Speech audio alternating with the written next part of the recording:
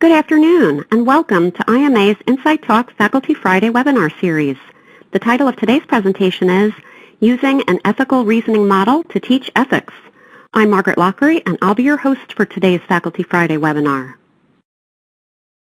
It's a pleasure to have Jody Ryan as part of our program, and she will be serving as moderator for today's event. Jody is the Director of Student Engagement at IMA.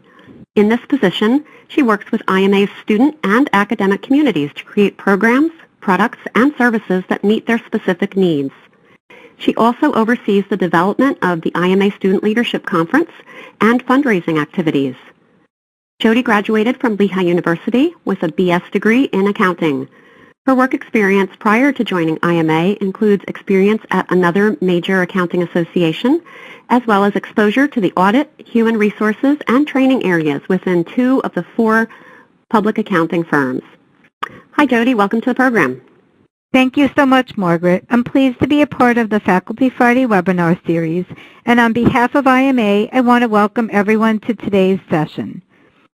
At this time, I would like to introduce our featured presenter. With us today, we have Susan Wolcott. Susan is thought leader for professional education at CPA Canada and an educational consultant with WolcottLynch Associates in Bellevue, Washington. She works with educators around the world to support critical thinking and ethical reasoning development, competency assessment, and curriculum innovation. Susan currently teaches at the Indian School of Business in Hyderabad, and previously she taught at the University of Iowa, Aalto University in Finland, University of Washington, IE Business School in Madrid, University of Denver, and Northwestern University.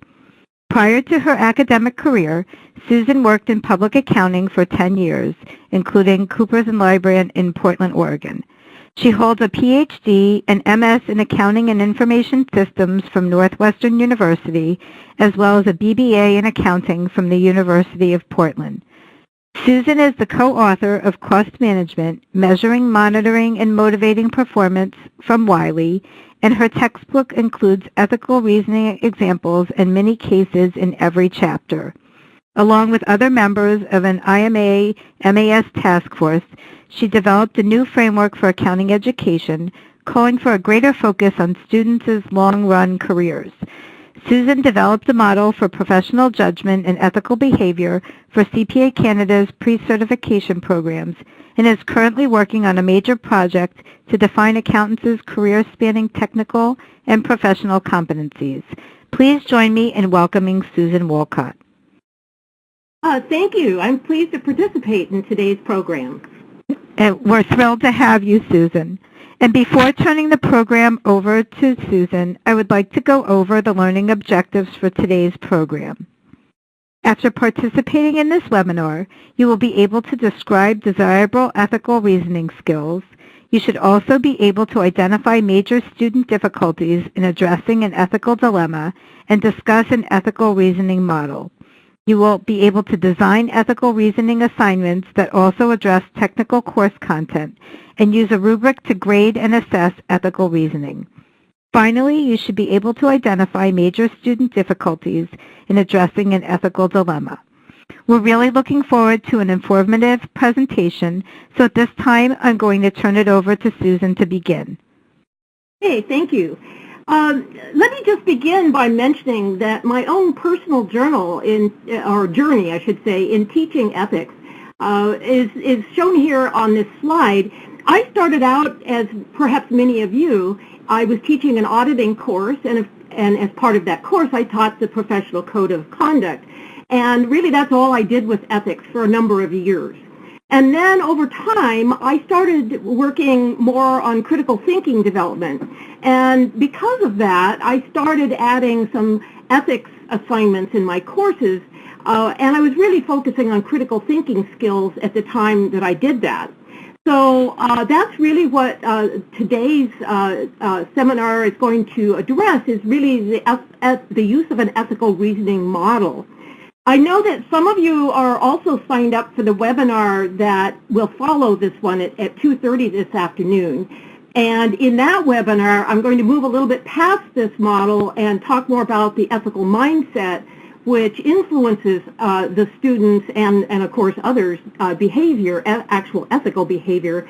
And then in recent years, I've been sort of moving my interest further into organizational ethics in combination with personal ethics.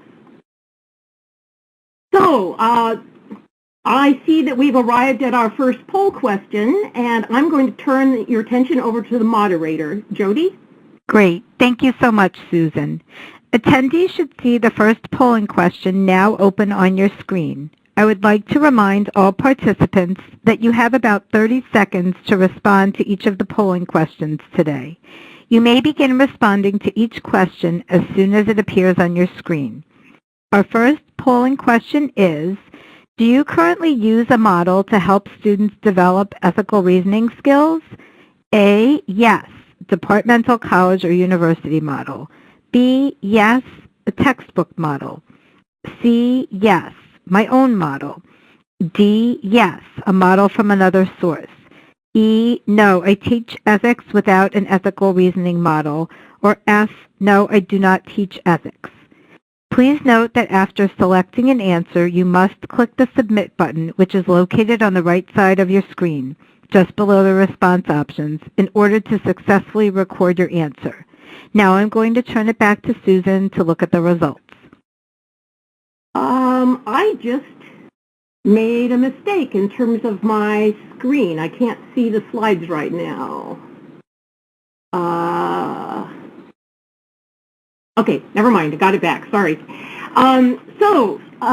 Let's take a look at this. I'm seeing that some of you do, in fact, have some kind of model from your department, college, or university.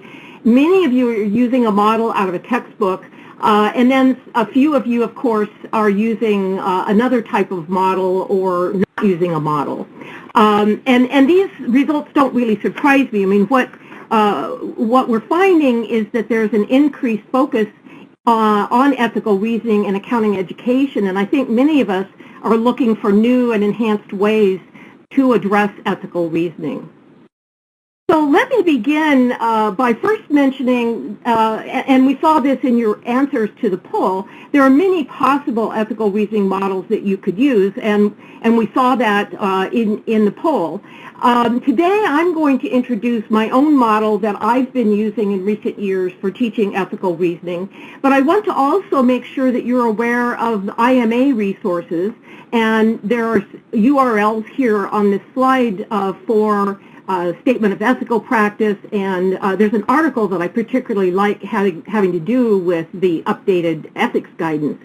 By the way, if you are interested in accessing the URLs that you're going to see on various slides throughout this webinar, you're going to have the ability, right now you can download a PDF of the slides from the resource link on your screen. But after this webinar, you'll receive an email that will also have a link to the slides. And then later, once the recording has been edited, then there will be a video of this webinar that you can access on IMA's website. Also, down here on the very bottom of this slide, I'm mentioning a model that I developed for CPA Canada, and this is a URL, and I'll come back and talk a little bit more about that resource later. So this is the basic ethical reasoning model that I've been using in recent years, and it's a fairly simple model. First, you have to identify the problem and the possibility that there may be more than one course of action. And then next, you have to objectively analyze alternatives. And in an ethical scenario, that means that you would be considering the well-being of others in society with your analysis. And then the third, you clarify and apply some kind of ethical values to choose a course of action. And then hopefully you'll continuously work toward improving your personal and organizational ethics over time. I've just added a green box here on your screen, and this is a paper that I wrote quite a few years ago, although I updated it recently, and it addresses using a cognitive development approach for teaching ethical reasoning skills. And you can download this paper, again, on the resource link on your screen, and it will be available with the other resources on IMA's website later. I also want to mention that that number 4 on this slide is actually a fairly high-level and sophisticated competency to develop. And because of that, when I'm teaching undergrad courses and even many lower-level master's level courses, I leave step 4 off of the model. I only use step 4 when I know the students have a pretty good grounding in steps 1, 2, and 3, and then, you know, we can move beyond that toward more lifelong learning later. But I think it's a little bit too sophisticated or too kind of beyond the reach of most of our students. So the goal here that we have with our students is we want to, you can kind of think of ethical reasoning as some kind of path, you know, and how do we help guide our students along the path. And that's the way I think about using a model. The model is a guide to the practice of ethical reasoning. And I assume that many of you, and I didn't ask this question in the poll earlier, but in addition to an ethical reasoning model, many of you might already be using a critical thinking model of some kind. And if you are, then I think you can adapt that model for ethical reasoning. And this next slide sort of shows you the basic idea. And this is the critical thinking model that I've been using with my students for quite some time. Identify problems and courses of action. Notice that sounds quite similar to what I said a minute ago. Objectively analyze alternatives and considering the interests of relevant stakeholders, and apply appropriate criteria to choose a course of action. So you'll see here that what I've done is I've compared how I present critical thinking to my students with how I present ethical reasoning. And you'll notice that they're almost identical, and that's not an accident, because in most of my courses, I'm teaching an accounting course, and I want my students to develop critical thinking skills, and I also want them to develop ethical reasoning.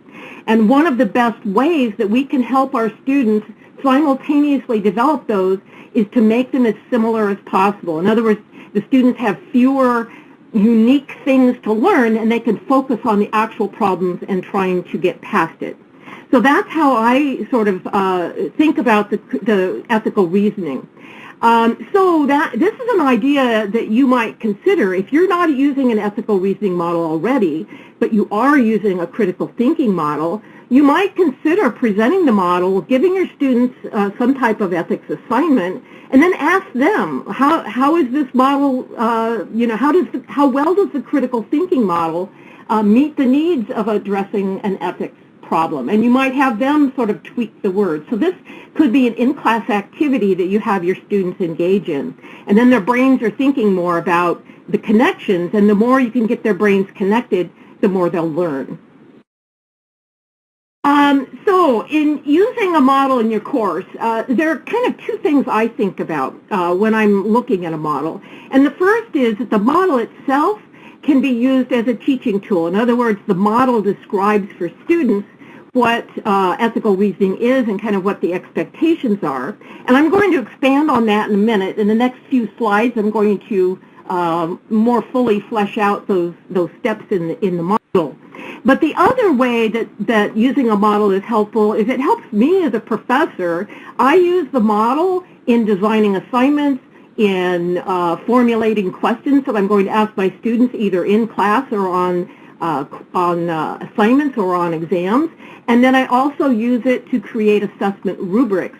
So the more I can use the same model and the same structure for multiple things, probably the more effective I'm going to be, and the more efficient my time is going to be. So let's look more deeply at the first slide. Now, one of the things that I typically do is I will give my students a set of materials that would show the model in its abbreviated form that I showed you earlier, and then I would also give them the type of breakdowns you're going to see on this slide. So I want them first to be able to recognize the existence of an ethical dilemma. And now there are different ways you can present this to your students, and if you're already using an ethics model, there's a high likelihood that you already have descriptions that make sense for this. The ones that I tend to use with my students that the actions might violate what we think of as right, or there might be harm to one or more stakeholders. Another way you might think about describing identifying problems is to look at what's called the fraud triangle. And if you've never heard of the fraud triangle, you can just do a quick internet search and find it. But basically, the fraud triangle has three legs to it: an opportunity for fraud, incentives or pressure to commit fraud, and a rationalization that it's really not a bad thing to do. And so this is another way you can kind of get students to think about what might trigger an ethics scenario and what might look like an ethics scenario. And then in addition to that, we want the students to identify possible alternatives. Now here's the tricky part. I personally believe that we will get much further with training our students good ethical skills and potentially better behavior in the future if they struggle with realistic problems. And in many times in the real world, ethical scenarios are really complex, and there is not necessarily just one possible solution. And because of that, I feel very strongly that it's necessary and important to give our students what I call open-ended ethics tasks, ones where there is not a single correct answer. There's more than one potentially appropriate response. Now, there are some responses that are inappropriate because they're unethical, but there may be more than one ethical response. And so what I try to do is keep the problem simple enough that my students don't get completely overwhelmed, but at the same time give them a taste of realistic, open-ended complexity. So let's look at an example. For the step one in the model, these are examples of assignments and discussion questions that I might give the students to actually prompt them to look at a situation and to think about identifying the problem and potential actions. Now, what I did actually, Leslie Eldenberg is my co-author in the cost accounting book, and she and I decided to include ethics problems in every chapter of the book. And what I did was I went through those problems and I said, you know, there's a pattern here. And so that's what these questions are. I kind of went through my own set of questions that I've created for students. And if I want them to work on identifying problems and solutions, then these are examples of questions that I could give them. Then the next part of the model is step two. We want them to objectively analyze alternatives considering the well-being of others in society. So that means that students need to be able to identify the stakeholders and the potential harms to various stakeholders. I highly recommend that you build into this some type of values or standards. For example, the IMA materials that I referenced on that earlier website. If there's a company situation, there might be an organizational code of ethics. There's what we sort of think of as societal expectations, and then we have, of course, laws and regulations. And then our students have their own personal values. And so I think it's really important that as the students are considering alternatives, that they sort of look at through lenses of different sets of values and learn how those apply. And then this is when I mentioned earlier that I think we should use open-ended questions, that means that there actually is uncertainty about the best choice. And so if there are actual uncertainties, having the students identify those uncertainties and sort of think, well, what does this mean? Does this mean we just can't know right now what's going to happen if we take this course of action versus that course of action? You know, what might happen in the future that would help inform this decision, and so on. And then finally, and this is what I emphasize that's really, really important from a thinking standpoint, is the students need to be able to present both arguments for and against potentially viable alternatives. And what students, most students tend to do is far too little on this aspect of critical thinking. Here's a slide that shows you, once again, examples of how I have written questions for my students to help them more fully explore an ethical scenario. And once again, I had gone through the questions I had written for my textbook and kind of, synthesized styles of questions that are in there. And so you can use this as a template to help you think about the kinds of questions you might want to ask. This next slide is moving now to step 3 of the model, where we want to clarify and apply ethical values. In other words, if you look at the picture here, it's kind of weighing, which is more important, this or that. And that's a real, if you've given the students a truly open-ended ethical situation, that means that they are going to struggle with this. They don't know how to reach a conclusion if they've done a thorough job of analyzing it, and they need to clarify what are they relying on. What are they using to weigh the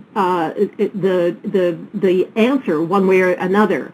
If you have time and you want to move past that, you can also introduce the idea of rationalizations to your students and teach them about various kinds of rationalizations, and teach them both to recognize them when others use them and to avoid them themselves. You can also, again, depending on the scenario, ask them to at least identify some of the implementation. Like if you're recommending that a company take a particular course of action, well, how is the company going to achieve this? And then also, according to both the IMA and other professional codes of conduct, we want our students to consider the possibility that in a very difficult scenario, they may wish to consult with an independent third party or with legal counsel.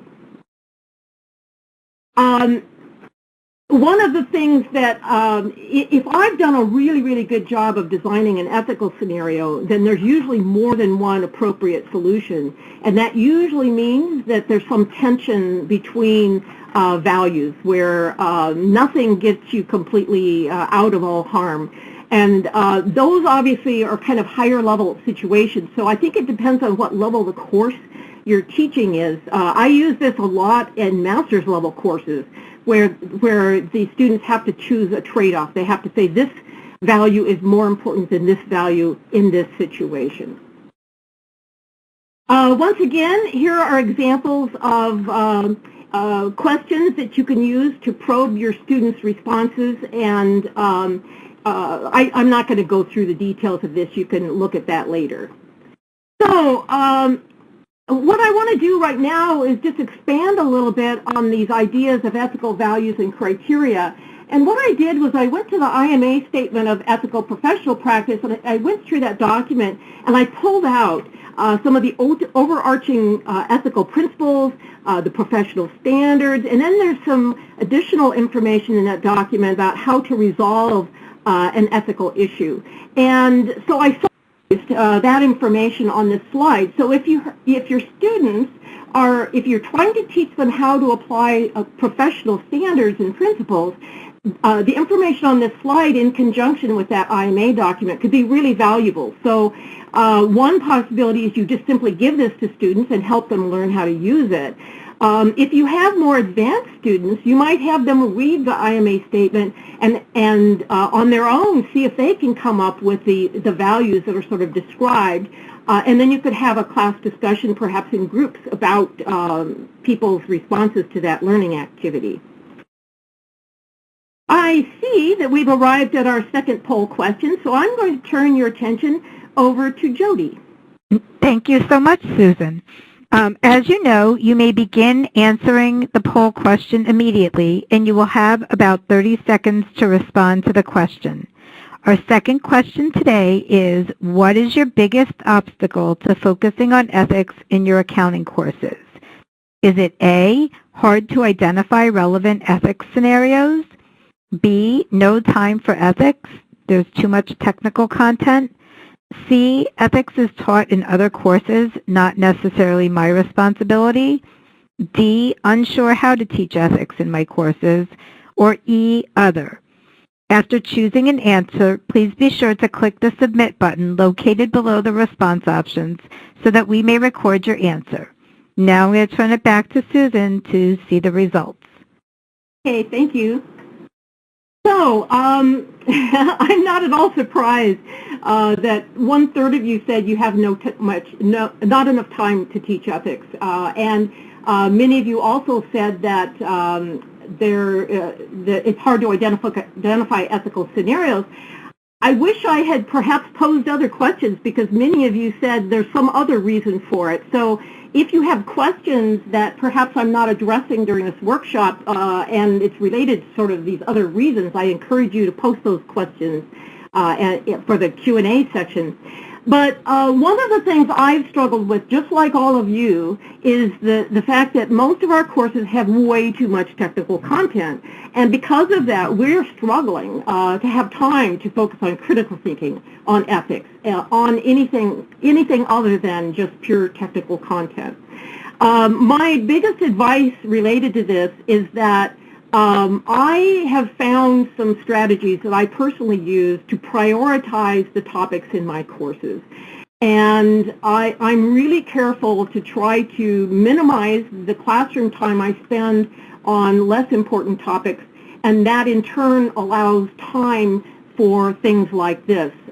So I just encourage you to try to figure it out. I think one of the things accounting educators are going to need to do as a group is I think we're going to need to cut back on the content. And I say this without, it's kind of a weird thing for a textbook author to say, but I would be willing to say that about 1/3 of the content in my cost accounting textbook is probably not necessary for the junior level cost accounting course. I think a lot of the topics are in there because people insist it has to be in a cost accounting course. But I think that students learn more when we spend more time on fewer things than zooming through 8 million different topics. It's just one of our huge challenges. So many of you said in the poll that you had trouble finding ethical scenarios. So here's what I look for. I constantly read, Wall Street Journal, magazines, articles on business, etc., and I constantly look for ethics-related situations. And what I do is I have a folder on my computer, and every time I run across a potential article of interest, I put it in this folder. And then when I'm ready to sit down and try to create an ethical scenario for my students, that I go through that folder and look for ideas. The key here is you have to give students, obviously, situations that they can understand. And many of our students have little or no business experience, so it can be quite tricky. You need to really simplify things. The other is that, again, I said I'm using like real situations or my adapted version of real situations on a regular basis. And what I found is if I present students with a hypothetical company, they find that interesting. But if I present them with a real company, they're far more engaged. So I think to the extent that we can, I think using real companies is the way to go. And then, of course, the other big challenge for us is how do we relate this to the content of our accounting course? So here are just some examples, and I'm taking these examples out of my own cost accounting textbook. So, for example, many of you might remember there was a story many years ago about Stanford University had allocation of overhead costs that seemed to maximize reimbursements under cost-based contracts. And there was a controversy about the nature of some of the overhead costs that were being allocated. So that's a good ethical scenario to tie in with a chapter on support costs. In the area of joint product costing, my husband used to work for one of the big international oil companies, and he was aware of a situation that involved conflict of interest between two different divisions within the company, the chemical division and the oil company division. And so he described the situation to me, and I wrote it up as a hypothetical having to do with joint product costing and conflicts of interest, where the best interests of the company were not being met because the manager's incentives didn't align. Another one is, many of you remember, of course, the Ford Pinto disaster, where the company had, Ford Pintos periodically blowing up in car accidents. And, we look at cost-benefit analysis a lot, both when we're capital budgeting and just simply looking at that in terms of spending money on something like, do we change the Ford Pinto? And so we can include cost-benefit analyses that go beyond, just the pure expectation of cost and move toward things like social and reputation effects. Another one, performance management. Xerox had a scenario where there was a securities fraud and managers had received bonuses, and then the question is, well, if those managers are later fired because of the fraud, should they have to pay back their bonuses? So that's a good situation. And then one that I've actually used a lot with students at different universities is the Nike situation regarding working conditions in the outsourced factories. So I want to give you something a little bit more specific, and I thought I would change a little bit here and look specifically at financial accounting. And this is a case, now this is fairly old today. You may remember the WorldCom fraud, where the company had recorded some costs appropriately and then later transferred them from expenses to capitalized assets because they were trying to manipulate their reported earnings. And this is actually a really good topic for an introductory financial accounting course because it's a basic capitalizer expense scenario. What I did was I gave my students excerpts out of the Special Investigation Committee report filed with the SEC, and I asked the students 3 questions. Question number 1 was, what appeared to be the motivation behind the fraud? Now, the Special Investigation Committee report included that information, so the students simply needed to go find the answer to that question. And then the second is the accounting question. So how did capitalization of the cost improve the reported financial results? And then I asked them to go on and describe the effects, etc. So they have to demonstrate how the accounting works and that they understand that piece. And then third, this is the ethics scenario. Many people at WorldCom were either aware of or actively participated in the company's fraud. Suppose you were an employee at WorldCom who was not involved in the fraud, but you became aware of it. What, if anything, should you have done? So you'll notice this is an incredibly open-ended question, and that's the kind of question I like to give my students. They have to really struggle with it. Now, one of the things you might notice when you look at this is that part of this is covered in the SEC report, part of it is me creating a hypothetical scenario, and then part of it is me asking my students to demonstrate course knowledge. But in that hypothetical scenario, when I used this assignment with my students, I had not taught them a model of ethical reasoning, and I had no reason to believe they'd ever seen a model of ethical reasoning. So my assumption is they really don't know how to go about doing this kind of analysis. So on this slide, I'm showing you the assignment that I actually used with my students. Because they didn't have experience and I couldn't count on them really knowing how to approach the problem, I expanded part 3 in a couple of ways. First thing I did was I gave them a specific page limit, and that's an important clue because what I found is that if I don't tell them 1 to 2 pages single space, then I tend to get a very short paragraph from a lot of them, and that's just simply not going to be sufficient here. And then the second thing I do is I give them detailed questions, basically walking them through what a model would tell them to do. So if I don't have a model, then I need to include some kind of structure in my assignment so that they know what they're supposed to do. I think we've arrived at our next polling question. Jody? We have. Yep, yeah. We have. So you can, there you go. So we have arrived at poll question number 3. Attendees may begin to respond to this poll question immediately as I read through the question. Our third question today is, do you use a rubric to assess and provide feedback on ethical reasoning? A, no, the textbook and/or case materials for my course do not include a rubric. B, no, I do not use an ethical reasoning assignment. C, no, are you crazy? Using a rubric would take way too much time. D, yes, I use a rubric developed by someone else. E, yes, I create my own rubric, or F, some other answer. After choosing an answer, please be sure to click the Submit button located below the response options so that we may record your answer.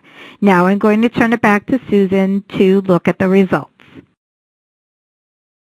Okay. Gosh, there's a little bit of everything here. The largest proportion of answers are people creating your own rubrics, and so I'm happy to see that you're doing that. I know it's a lot of work. I do it as well. And then the next most often answer is that you're not using an ethical reasoning assignment. And I assume that part of the reason you're attending today's webinar is that you might be thinking about adding an ethical reasoning assignment, so that might change for you in the future. And then some of you are sort of stymied because you're using cases or assignments written elsewhere and there is no rubric and you don't necessarily know how to create your own. So let me show you, let me just walk you through the rubric that I used with my students on that WorldCom assignment. Now, this is going to go on for 4 slides. So this is the actual rubric I used for my students. And remember, question 1 on that assignment had to do with the motivation behind the fraud, and all they had to do was go find the motivation. And so here on the rubric, I actually summarized the issues that are described in the reading that I gave the students. But I would expect them to do really well on this part of the assignment. And you'll notice that for each of these slides, I tend to use 3 categories. So here's my, my typical approach when I design a rubric. If I'm creating an assignment-specific rubric like this one, I tend to use just 3 categories. Average is what I expect to be the average performance in the class. Weak, of course, is that. And then I use the label professional to sort of say, yeah, these are the good responses out here. But if I were designing a rubric that was going to be used across multiple assignments, and perhaps across multiple courses in the program, I would probably use 4 categories in the rubric because student skills hopefully will be developing, and so you need to allow kind of a shift over time. The second question on the assignment had to do with the effect on the financial statements, so I grade that based on how thoroughly and accurately they performed that part. And then part 3 is the ethical reasoning piece. Now remember, the students that I had taught in this particular course had not been given an ethical reasoning model.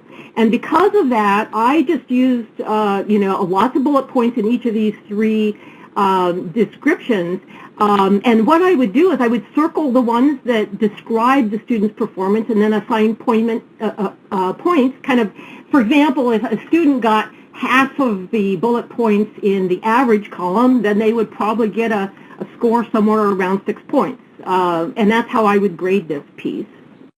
And then finally, most of us are also wanting our students to develop written communication skills. So I typically add written communication to my rubrics as well. And the students would know this ahead of time, so this isn't a surprise to them. So I mentioned that this was an assignment-specific rubric, and of course you can use either an assignment-specific rubric or a generic rubric. And here are kind of some of the things that I mentioned. I just wanted to put them on this slide as a reminder. So I have a quick question for you. This is the way this tends to play out in my courses. Let's say I'm teaching a cost accounting class, and I have maybe 4 or 5 written assignments during the course. One of them is an ethics scenario, and the other ones are just purely cost accounting. And let's say this is what the performance on the rubric tends to look like for the non-ethics cases. My question to you is, what do you think happens when you move from a pure accounting scenario to an ethics scenario? Does the distribution stay the same, or does it shift to the left or to the right? What I have found in my own courses is that, what I found in my own courses is that student performance on an ethics scenario is usually lower than on other assignments in the same course. And these are students who have not been taught, models of ethics. They may have never seen an ethical scenario written assignment before my course. In other words, they have very little practice. And I think that's part of the reason for this. So the students feel less confident and less sure of themselves when it comes to addressing an ethical situation. And then the other reason I think student performance declines is because of emotions. Most of my students want to be seen as ethical people. And in some sense, believe it or not, I think that reduces their thinking. They tend to sort of forget that they need to thoroughly analyze, and they sort of look for the right answer. So the thing that I want to point out here is that learning can be very slow. It can take students a long time. They need lots and lots of practice. And this is why, as faculty members, we need to work with our colleagues. We need to be teaching ethical reasoning across the curriculum so that our students have the time to develop good ethical reasoning skills. And also, and this is a frustrating part for me as a professor, when students first develop new skills of any kind, critical thinking or ethical reasoning, those skills tend to be unstable. So what happens is I'll be teaching my students in, say, take-home assignments, and they're starting to demonstrate some skills, and then on the final exam I give them some scenario, and their performance drops down to what it was before. And I'm very disappointed as a professor. I want to see good performance. But what I have to keep in mind here is that exams are stressful for students, and what tends to happen is as stress goes up, performance goes down. So we just need to recognize this and realize that it takes a very long time for stable new skills to become visible.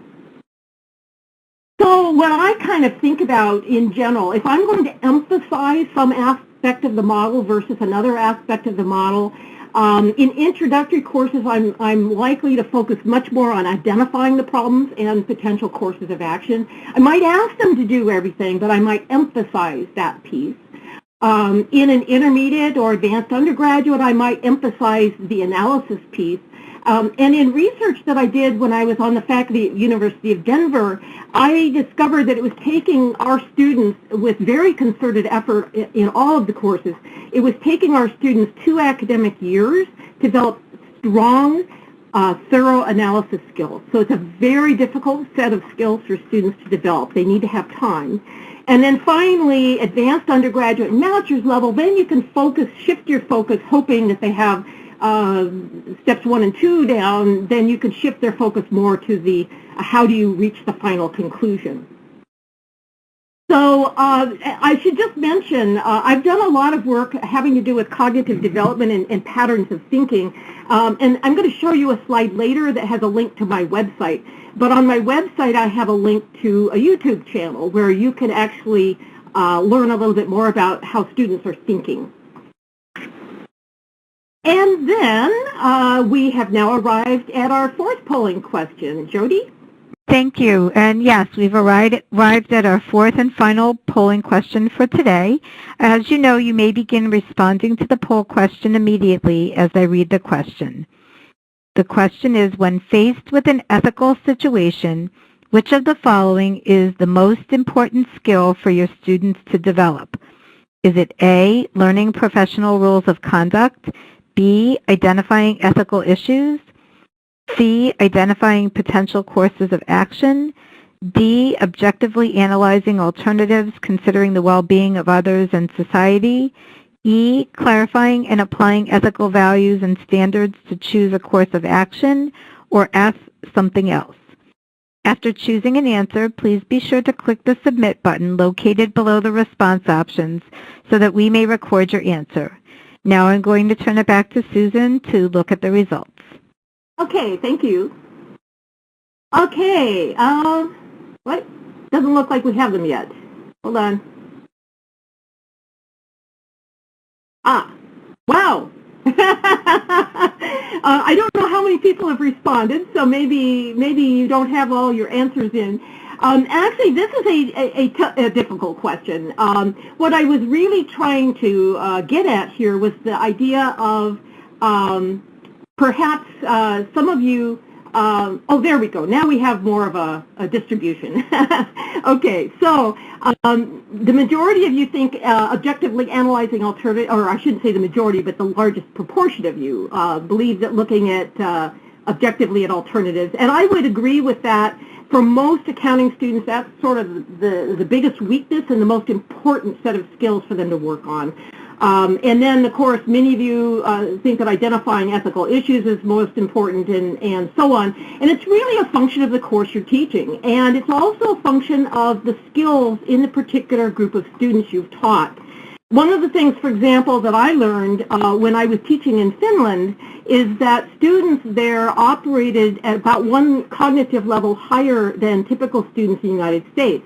So when I was designing assignments for an introductory financial accounting course in Finland, I could give the students a higher level, assignments and hold them to higher standards than I could do in the United States. So we all have to learn kind of like what's going on with the students that we're teaching. So what I'm going to do now is just share with you very briefly a set of resources. This slide has links to my website, my email, my LinkedIn page. This particular slide gives you a reference to the Canadian model. I mentioned to you earlier that I've created this model called the CPA Way for CPA Canada.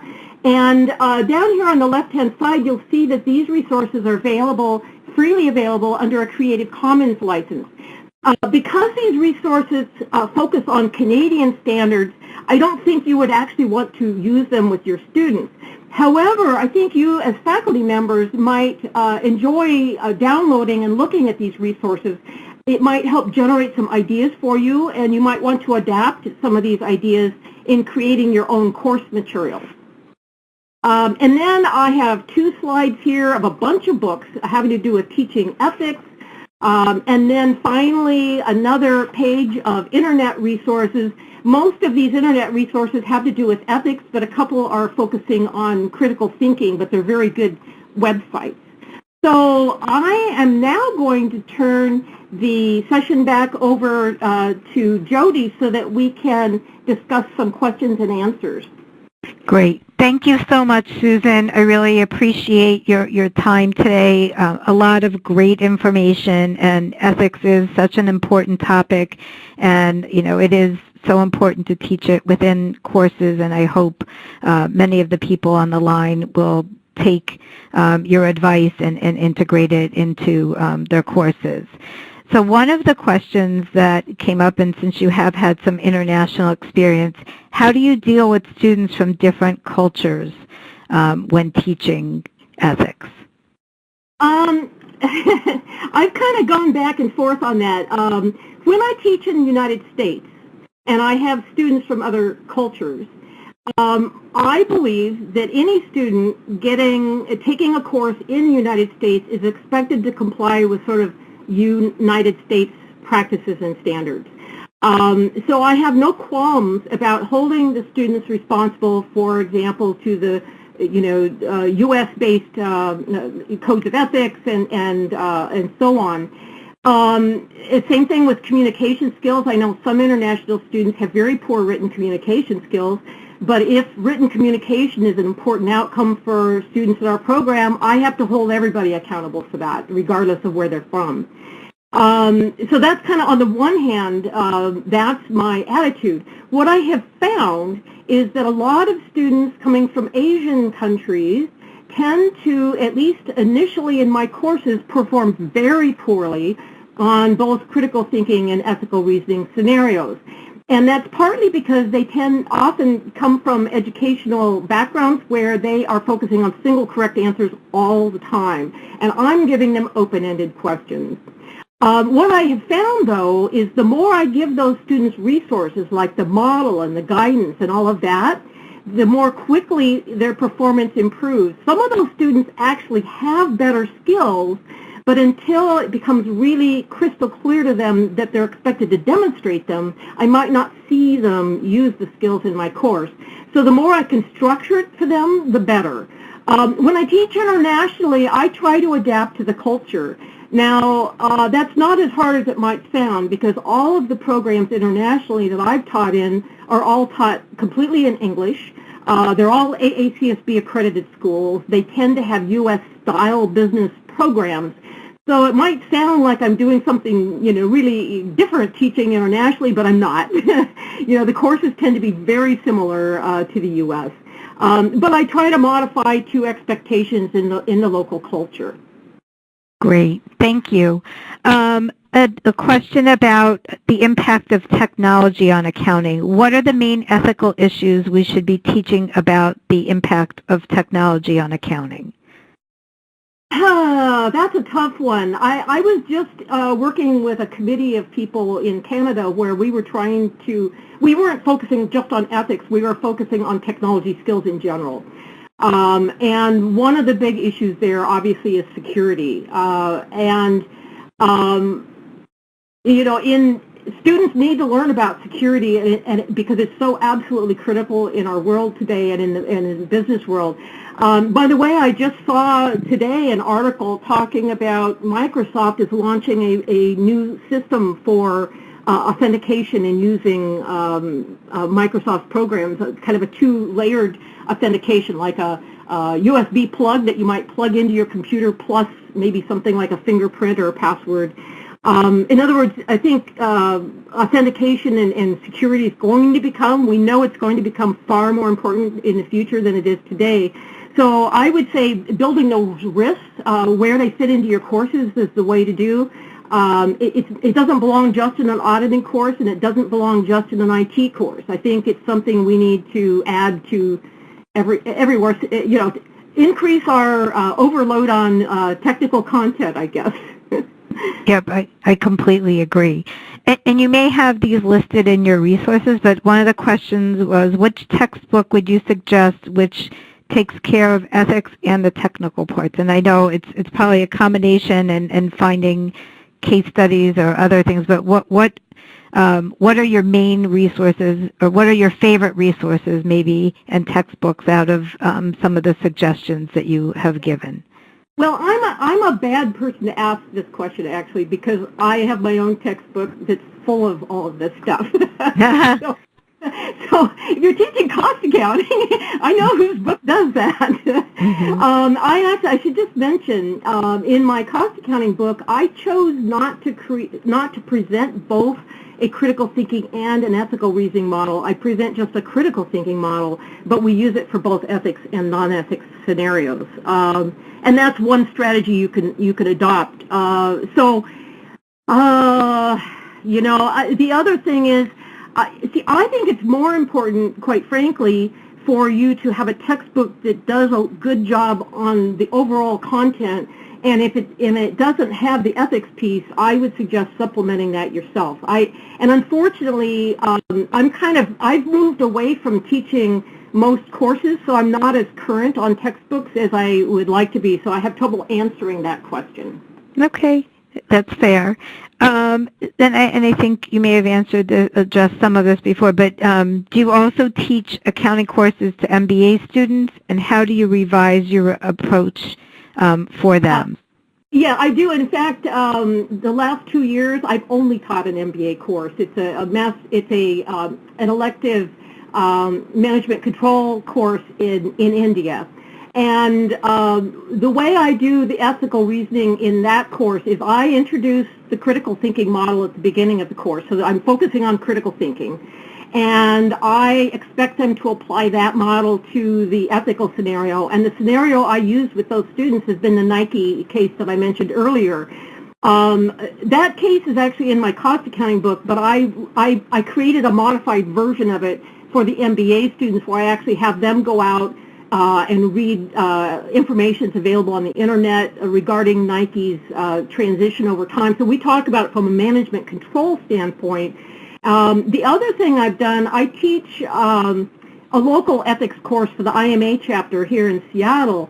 And one of the things I've done over time is I've used the Nike case with them, I've used Wells Fargo with them, and I often will have them sort of explore it from an organizational standpoint, because it's not good enough that we individually behave ethically. If we're in an organization, our organizations need to behave ethically.